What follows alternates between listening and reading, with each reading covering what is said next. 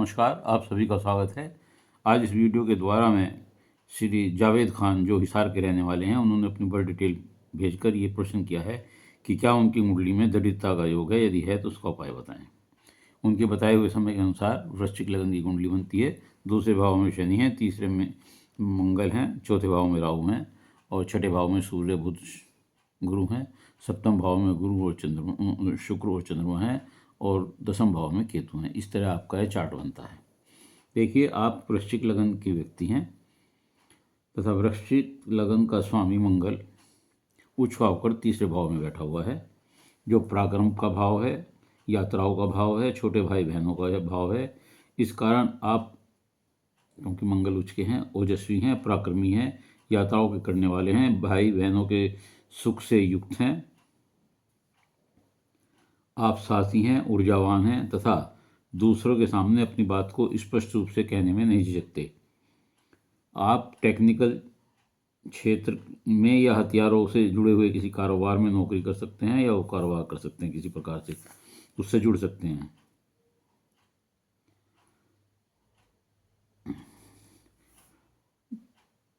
शनि दूसरे भाव में बैठे हुए हैं, ये धन का भाव है।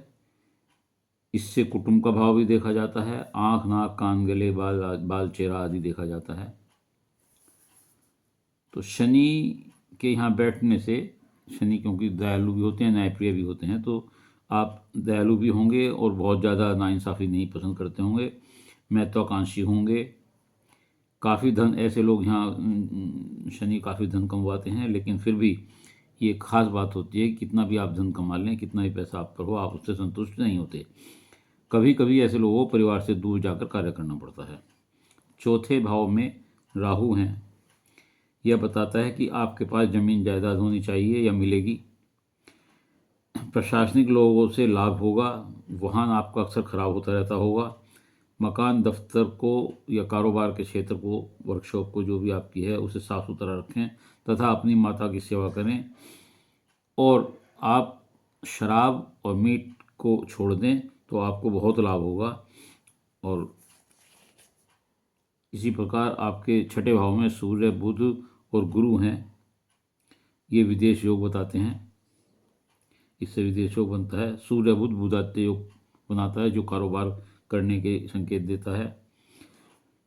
सूर्य गुरु भी बहुत अच्छा योग है। शत्रु आपका कभी कोई नुकसान नहीं पहुंचा सकते, यद्यपि आपके शत्रु मौजूद रहेंगे।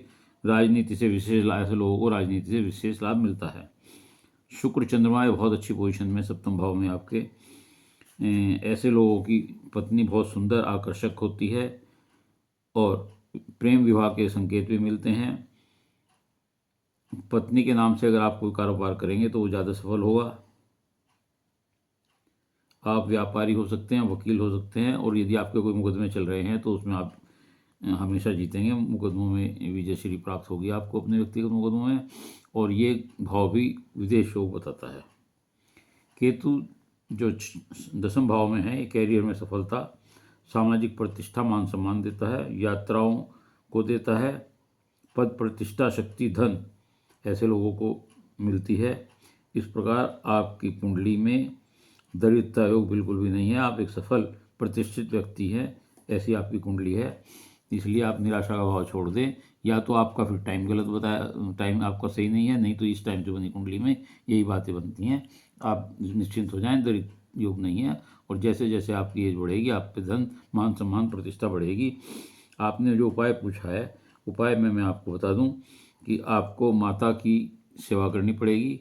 जितनी माता की सेवा करेंगे उतना लाभ होगा। और यदि माता नहीं है तो परिवार में या आस पड़ोस में जो भी माता तुल्य महिलाएं हैं, उनका मान सम्मान करेंगे तो विशेष लाभ होगा। घर को और दफ्तर को या आपका जो कार्य क्षेत्र है, वहाँ अगर आप गंदगी नहीं रखने देंगे, रोज़ साफ सफाई करेंगे, तो भी कारोबार में, धन में वृद्धि होगी।